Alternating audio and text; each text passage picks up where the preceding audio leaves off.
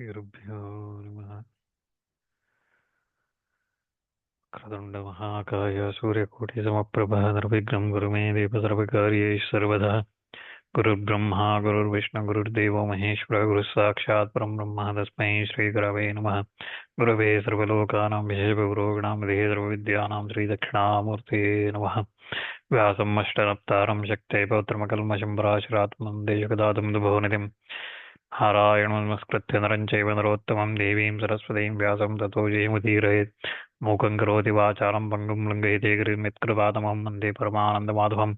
नारायणपरो व्यक्तादण्डं व्यक्तसम्भवं मण्डस्यान्तस्तु मे लोकाः सप्तद्वीपाचमेधिनीं पार्थाय प्रतिबोधितां भगवता नारायणे स्वयं व्यासेन कृतां पुराणमर्यानामध्ये महाभारतम् अद्वैतामृतवर्षिणीं भगवतीम् अष्टादशाध्यायिनीं वत्वामनुसन्दधां भगवद्गीते भवेद्वेषणे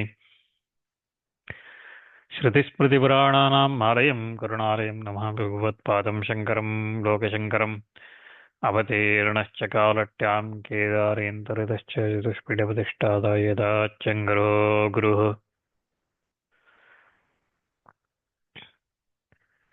Previously we looked at Shloka 20, कर्मणैव हि संसिद्धि मास्थिता जनकादयः लोकसङ्ग्रहमे वापि सम्पश्यन् कर्तुमर्हसि.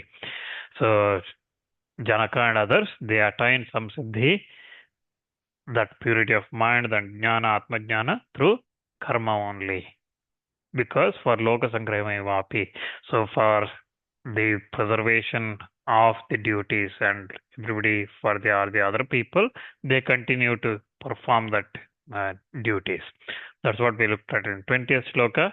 And then we were looking at the 21st shloka, where Bhagavan says, Yadyad acharati shreshtas tattad evetaro janah sa yat pramanam kurute lokas tadanuvartate.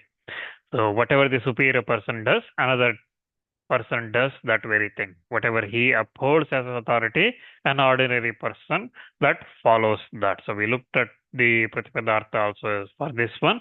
Looking at the explanation for this shloka, Bhashyakar here, Sri Shankaracharya says that yat, so whatever the action a superior person, Shrestha, a superior person, a leader, does, another person, that is the person who follows him, does that very action. That's the first half of the meaning. So whatever, whether it is good or bad, a superior person, an eminent person, such as a king, does, another person, an ordinary person who is his follower, does that very thing, but not something else independently. That the follower, he does not do anything independently. He follows the same thing that what the Shrestha does, the superior person does. That's the meaning of the first half. But further to that, whatever the superior person upholds as authority, be it Vedic or secular, the ordinary person follows that. He accepts that very thing as authoritative. That's the meaning here. Arjuna might ask, keeping the scriptures in view, giving up the practice of eminent persons that are not followed, that are not sanctioned by the scriptures, why doesn't a person undertake only action prescribed in the scripture? So, for example, Arjuna might ask here, what Arjuna is asking is, ignore those leaders, superior persons. They may be following secular views and avaidika, against the Vedas, the practices. Ignoring this, why doesn't the normal ordinary person, why doesn't he follow what is said in the Veda? Anticipating this, Bhagavan says in the second half of this shloka, saying that the others, the ordinary persons, they follow the eminent persons, the leaders, in the matters of understanding, as in a matter of conduct and things like that, they follow that. Whatever that, whether it is Vedic or mundane or secular, whatever you want to call, whatever that type of thing, the superior person, he upholds as authority, accepts as authoritative. And the ordinary person also follows, he upholds as authority. So that's why But whatever that superior person upholds, that itself he is accepted by the ordinary person. But the ordinary person does not accept anything independently. That's the meaning. So again, the overall message here is this being so, the actions must be undertaken by you. Krishna is telling Arjuna, the action must be undertaken, the karmas must be performed by you who are an eminent prince. You are a prince, you are a born in Kaurava, Kuru family, you are a Bharata. So you should follow this. And why you should follow? Because making the people undertake their duties as well and preventing them from taking the wrong path. Because the rule is that people's action correspond to those of the eminent persons, eminent ones. That's the meaning here. And Bhagavan then says, if you have a doubt here with regard to duty of preventing people from straying from their duties, then why do you not observe me? That's what Bhagavan says. Why you do not follow me, my example, to follow my example and try to prevent the masses from going astray. So by setting an example of yourself, why don't you do that? In this matter, I myself is an example. That's what Bhagavan says in the next shloka. In the 22nd shloka, he says, Name partasti kartavyam trishu lokeshu kinchana na anavaptam avaptavyam varta evacha karmani. In all the three words, O Partha, there is no duty whatsoever for me to fulfill. Nothing remains unachieved or to be achieved. Still, I do continue in the action. Right? Not, na means not, me means mine, Partha is addressing Arjuna, asti means is, kartavyam means duty, trishu means three, in the three, lokeshu means world, kinchana means any, na means not, anavaptam means to be attained, avaptam means to be gained, varte means I am engaged, eva means yet, cha means also, karmani means in the prescribed duties, in the prescribed karmas. So, if you look at the explanation for this shloka, Bhagavan says, O Partha, O Arjuna, there is no kartavyam, there is no duty whatsoever for me to fulfill, even in the three words. Why? Na anavaptam, nothing that remains unachieved, or nothing to be achieved. That's why there is no duty to perform for me. Still, I do continue in action. Vartaeva karmani. Still, I do continue in the action. Arjuna, even in the three words, there is no duty whatsoever for me to fulfill, because there is no unachieved results whatsoever, and that has to be achieved by me.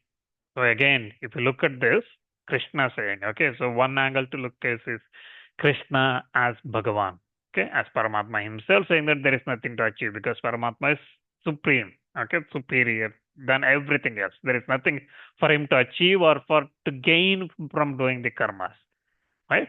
So that's one way of looking. Another way of looking at this, Krishna is like in the previous 20th shloka, where we looked at Janakadaya, so Janaka and others like that, who have attained that Brahmajnana, who have attained that Atmajnana, who have realized. If you look at Krishna as a human being, okay, as a Kshatriya, who has this Atmajnana, who has realized, who has reached that stage, right? Once one reaches that stage, we looked at there is no karma to perform. We already looked at that many times before. Like, because for him, there is nothing to gain. Yavanartavadabhane sarvata sampludodake. We looked at the shloka in the Sankhya Yoga, for example, and we looked at in this Adhyaya as well many times, that there is no karma to perform for him. So, because he sees he is that in that stage, one who has attained that Brahmajnana, for him, it is like Yavanartavadapane Sarvata Samprudagi. Where there is flood everywhere, he doesn't go for the little things like a bucket of water. Right? So just like that, here, if you look Krishna simply as a human being who has attained that stage, teaching Arjuna here, he says there is nothing to achieve for me. There is nothing unachieved by me because I have achieved that supreme happiness, supreme bliss. I have reached that stage. So there is nothing to achieve by me by performing the karma. Still, I am engaged in the action. That is, I do perform karmas. By addressing Arjuna here again as Partha, what Srimad Saraswati in his Bhashya, for example, calls out is by addressing Arjuna as Partha, Bhagavan here points out that you being born as a pure Kshatriya family and being a grandson from looking from the Yadava side as well, you are very much like me. You should perform and karmas and behave like me, what I am doing. That's what Bhagavan says here. And Arjuna might question saying that even making people undertake their duties and preventing them from taking the wrong path is not your duty because it is fruitless. So Arjuna might say that why are you doing this karma? Because people, whether you do or not, they may do what they want to do. Okay? And first of all, that is not your duty to make sure that others follow their duty. So why are you doing this? Anticipating this, Bhagavan says in the next shloka, in the 23rd shloka, he says, यदि ह्यहं न वर्तेयं जातु कर्मण्यतं धृतः मम वर्त्मानो वर्तन्ते मनुष्या पार्थ सर्वशः.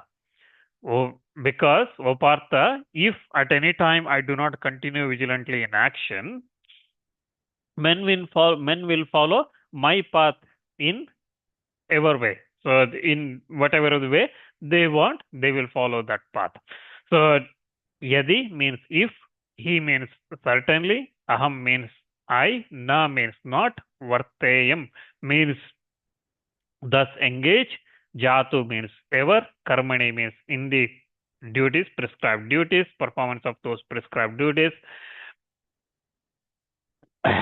Atandritaha means carefully, mama means my, vartma means path, anuvartante means follow, manushya means all the men, partha is addressing Arjuna, sarvasha means in all respects. So the explanation again from Acharya here is again, O Arjuna, if at any time I do not continue vigilantly, untiringly in action, in karmas, men will follow my path in every way, that is, I being the highest. So, O Partha, if again at any time I do not continue vigilantly, tirelessly in action, if I do not perform these karmas, that's prescribed duties, then men who are fit for action will follow in every way the path of mine. That is, I am not following the karmas, they will also not follow. Because I am preeminent. I am the leader. People follow me. So this is, there are various stories related to this. Say, for example, there is something called Addalika Nyaya. Okay, this is, if you're herding a lot of sheep walking, okay, you are taking them from one place to another place.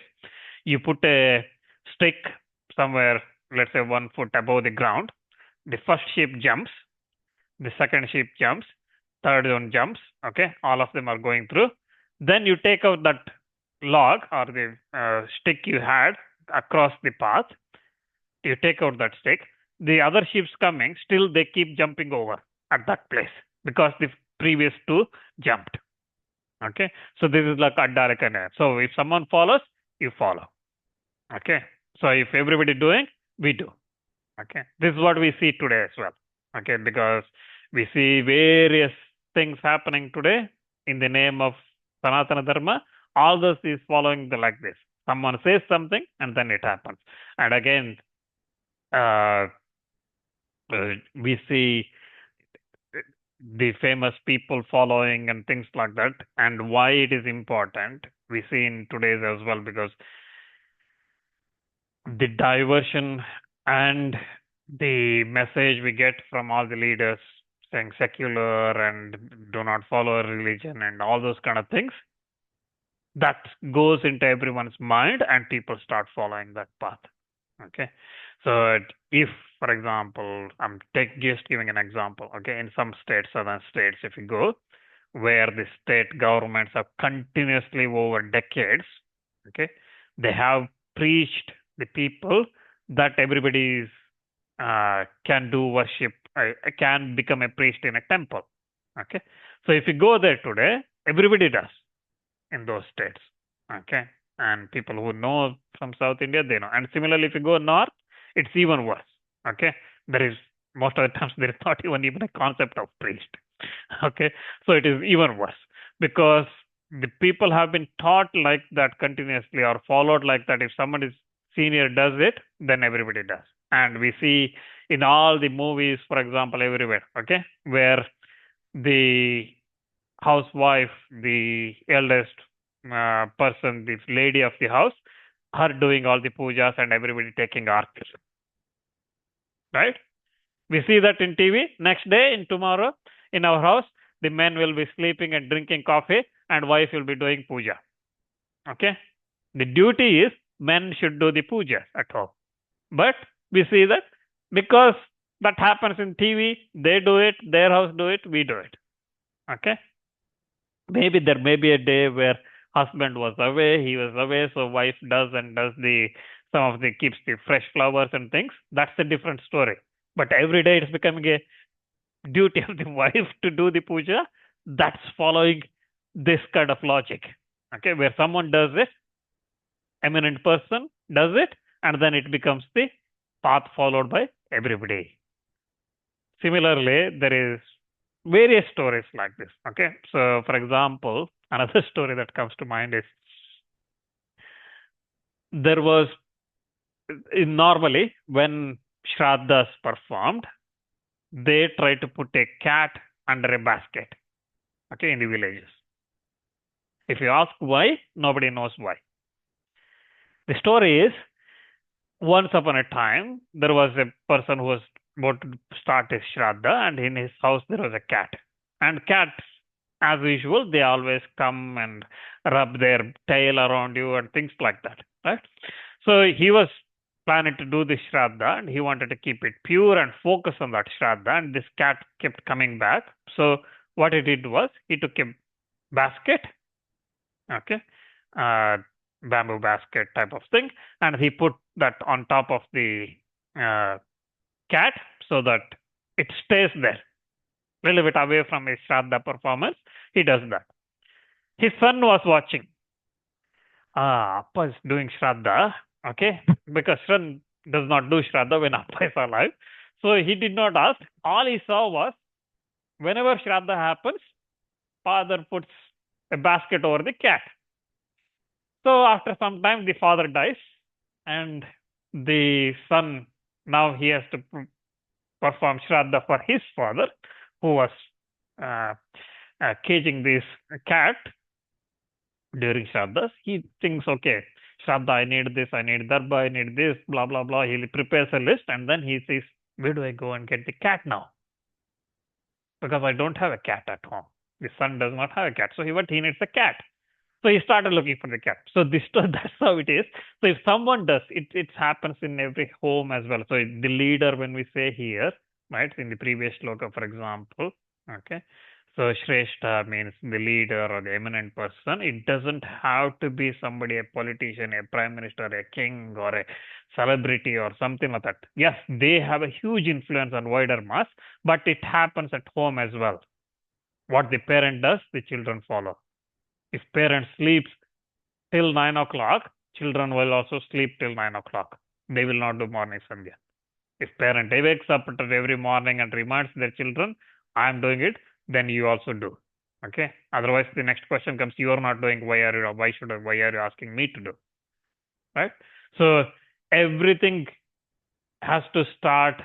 Leader means it doesn't have to be somebody outside. It has to be at home. It could be everywhere. Whenever we go, it's whatever that one person does, other one watches and follows most of the times. Or at least you can tell them that you should follow, right, the right things. So here, that's why it is important. And similar to, there are various stories like this, right? Where our Shastras, people say it is all blind faith and things like that. The reason it's said, some of it, is because we don't know why we are performing. And some of this has come like the cat story I said. Okay. There is another similar story where a yogi, he goes to Ganga River to take bath, and he had a very nice ring on his finger. Okay. And he did not want to go to river with the ring on his finger because it might fall down and he might lose it while he was washing himself. So what he does is, he, on the bank of river Ganga, he places that ring on the sand. But then how does he find it when he comes back? So what he does is, he puts some sand over it, makes it like a Shivalinga. Okay. Some like a tower. He makes it like a Shivalinga, which look like a Shivalinga. He goes to bath, he comes back, and then he takes it. He does that for 2-3 days, every day. He goes, and everybody in the Ganga banks watching. Oh, this is a Mahayogi, great yogi here. Before taking bath, he prepares the Shivalinga. Everybody thought that. Then, gradually, one day, this yogi went to bath, and he comes back from the bath after doing his sandhya and everything, comes back and sees on the river bank, there are a lot of lingas made by all the other people who went to Ganga to take bath. All of them made Shivalinga and went to bath. Now he could not find his ring. Okay. So the stories like this, we hear a lot of stories to tell that what we follow the leaders, whoever we think is worth following, right? We follow blind. Most of the times we don't ask why, and we follow. That's why here Krishna here is telling Arjuna that you, as a prince, as somebody who is recognized by everybody, you should perform your duties. That's why he says. And Arjuna might ask, but it is proper that people should follow the path of your path, because you are Krishna. They should follow your path, who is very preeminent. You are a leader. They should follow your path. But what is the harm if they follow? So because here in this shloka, for example, Krishna is saying, if I don't perform duties, people will become like me, right? They will follow, they will also not perform their duties. So Arjuna might ask why he should follow, why people, what is the harm if people follow him and give up on their duties and things like that? And if that is the case, what is the harm? In reply to that, Bhagavan says in the next shloka, in the 24th shloka, he explains that Ussi deyur ime loka na kuryam karma chedaham sankarasya cha karta syam upahanya vimaha praja. So here, these words will be ruined if I do not perform action. So Krishna is saying that if I do not perform action, this world will be ruined. So what the meaning, we'll look at a little bit later. And I shall become the agent of intermingling of the Varnas and shall be destroying these beings. That's the meaning of this shloka. So if I don't perform the action, this world will be ruined. How it will be ruined? Because I will be the one who instigated. I will be the agent of intermingling of the Varnas, and that will be the destruction of everything. So Utsi deyu means would perish. Ime means all this. Loka means words. Na means not. Kuryam means I perform. Karma means prescribed duties. Chet means if. Aham means I. Sankarasya means uncultured population or intermingling of Varnas. Cha means end. Karta means responsible. Syam means would be. Upahanyam means would destroy. Ima means all this. Praja means living entity, the people. Now, the meaning of this explanation for this, Bhagavan says here, if I na kuryam, if I do not perform karma, the actions, the all the time, if I do not perform these, then the worlds will be ruined owing to the absence of the work responsible for the maintenance of the world. So we looked at previously in the 16th shloka onwards, right? Sahajna praja srishta puro vacha prajapati. From there, from 10th shloka, that is 10th shloka, from there to 16th shloka, where Brahma explains how this sacrifice was created. From that sacrifice, devatas were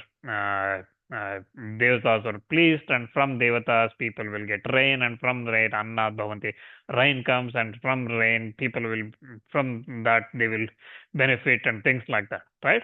So evam pravartitam chakram nanovartiha yaha. So that's 16th shloka. From 10th to 16th shloka we looked at details how this maintenance, this world cycle of this world continues.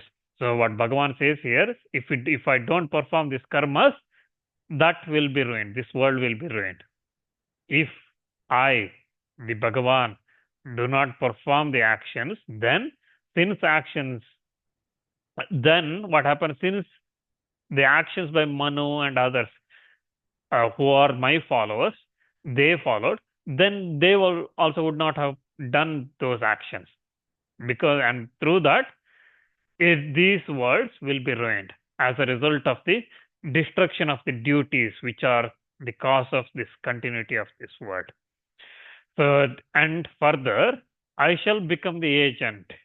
That's what Bhagavan says. He takes the blame. If that world gets ruined, I am the one to be blamed for that. I will be the agent of such a Shankara. Shankara is intermingled. We looked at this in the first chapter as well, this world that came through, where Arjuna said, if I kill all these people, it will result in Varna Shankara. Right? In the Arjuna Vishada Yoga, we looked at it. So Varna Shankara again means, Shankara means it's intermingling of the Varnas. Okay, Brahmana, Kshatriya, Brahmana, Shudra, Vaishya, and things like that. So intermingling of the Varnas. Consequently, so if that happens, consequently, I become the agent, and consequently, I shall be destroying these beings. So once that Varna Sankara happens, then I will be the one who actually destroying this, because their life becomes worthless. That is to say, I who am engaged in helping the creatures, actually indirectly becoming the one who destroy them. So destruction here doesn't mean you're actually killing them, this physical body. Okay, destruction here means they are moving away from the path to moksha. Okay, that's what it means. So destruction here doesn't mean that they're all killed, wiped out. This physical body is killed out. It's not that. Destruction here is they will be diverted from their duties, because once one is diverted from the prescribed duties, what happens? They're not going to get this chitta shuddhi, right? The purification of the mind, which then leads to realization and things like that. The steps we looked at previously, the 7 steps we looked at, right? So that process will not happen. Instead of climbing up the steps, you stay there, or you even drop down because of you are not following your prescribed duties.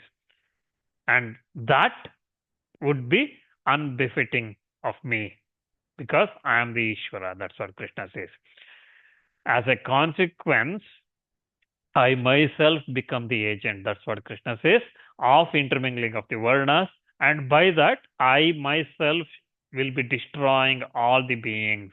I shall be bringing up about the destruction through annulment of this dharma destruction. That will come from me, because if I don't perform duties, people will look at me and they don't perform their duties, and then this dharma will be destroyed. So how again? I am the Ishvara.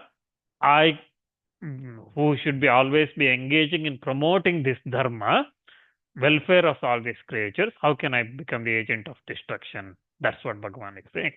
So again, intermingling of varnas. This is again the secular views promoted continuously by the Shreshtas, the superiors, the leaders these days. The whether you take any celebrity or the leader or anybody, they all promote this, right?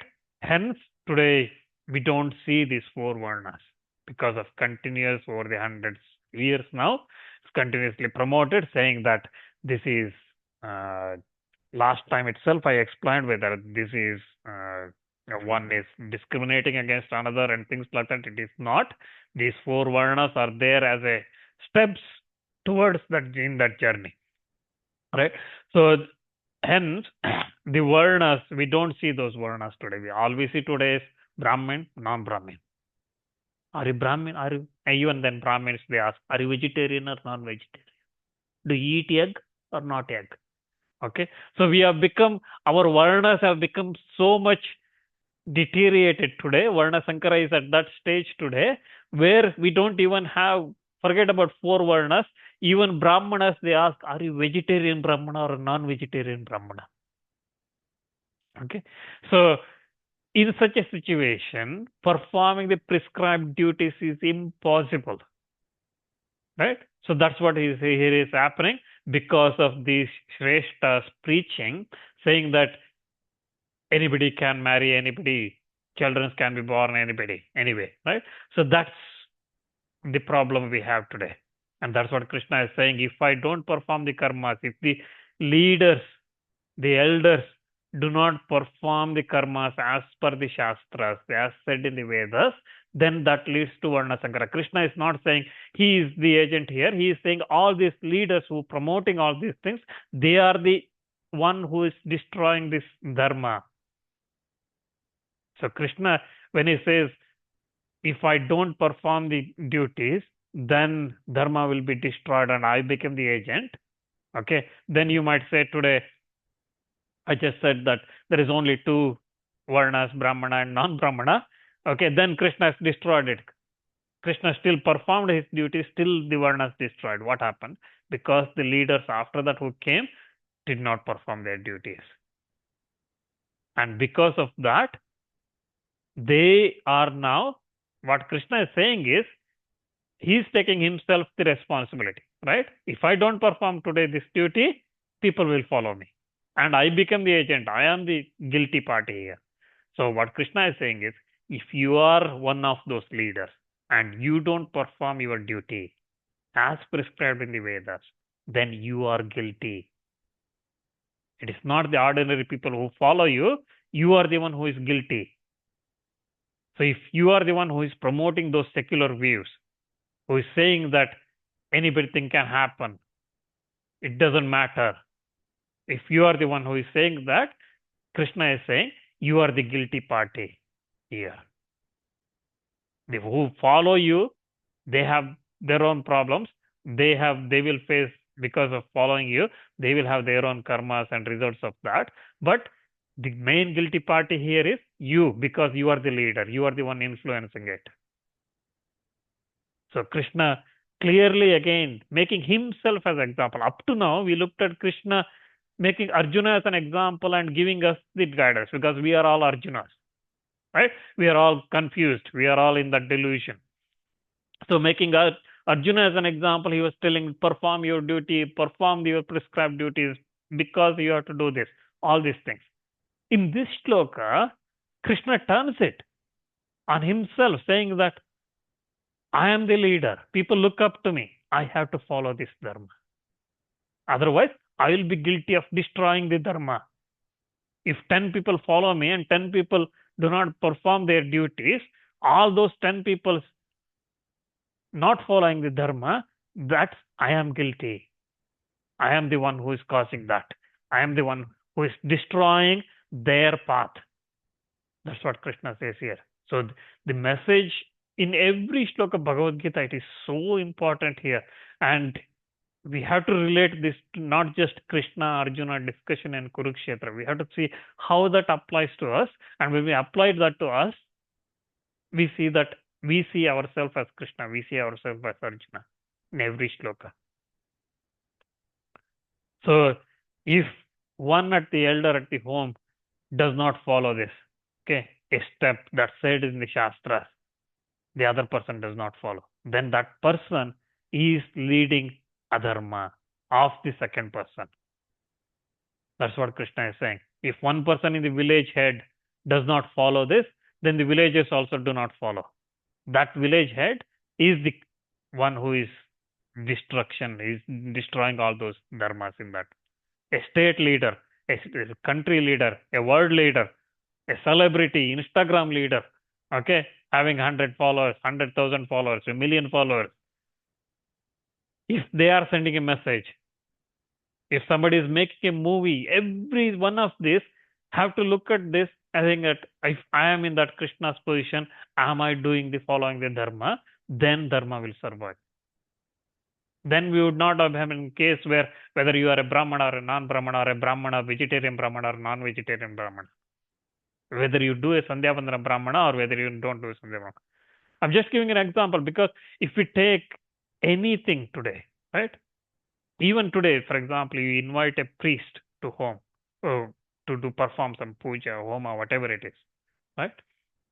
Priest, let's say, starts at morning, early morning or afternoon, they start some puja, Satyanarayana puja, something like that. Okay, they start at 5 o'clock. And the Sandhyavandana time comes, he is still doing the puja, he continues to do the puja, he skips and then the food comes, he starts eating. If he does not, the priest himself does not do the Sandhyavandana, the householder, he will not do. Priest coming there has to demonstrate that he is the one who is first following it. But today what happens? Most of the priests, we see, they come, they do the puja, it doesn't matter.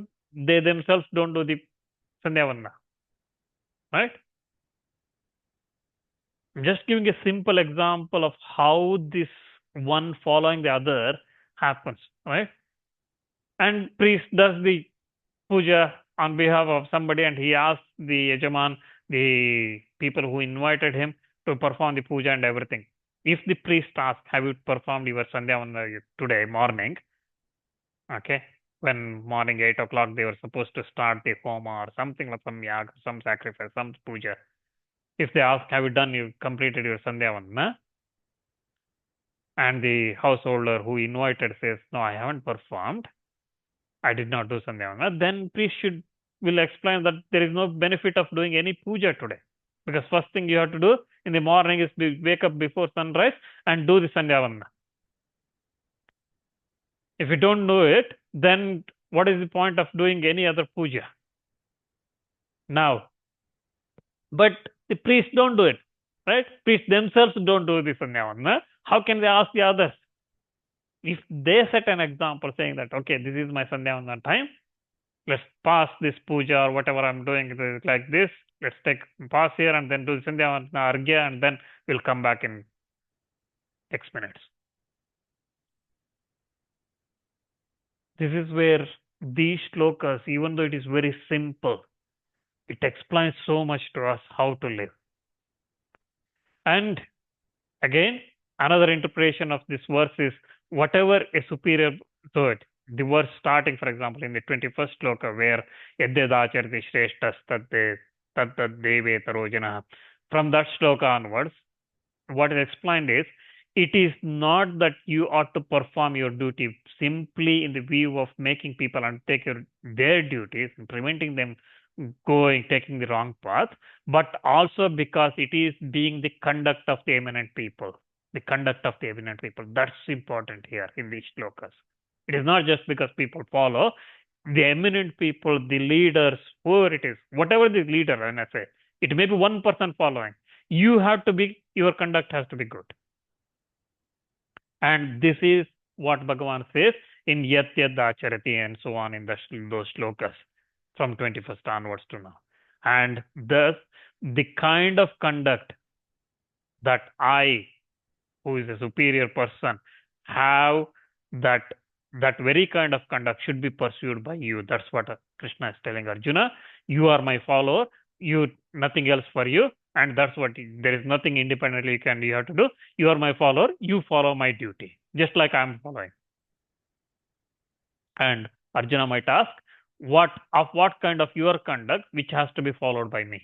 If you ask that, the answer to that question is the question that has been revealed in these shlokas, in the 22nd, 23rd, and 24th, in these shlokas. And again, we will continue looking at these shlokas next time when we gather, because there is a little bit more on this, and then we'll continue to discuss.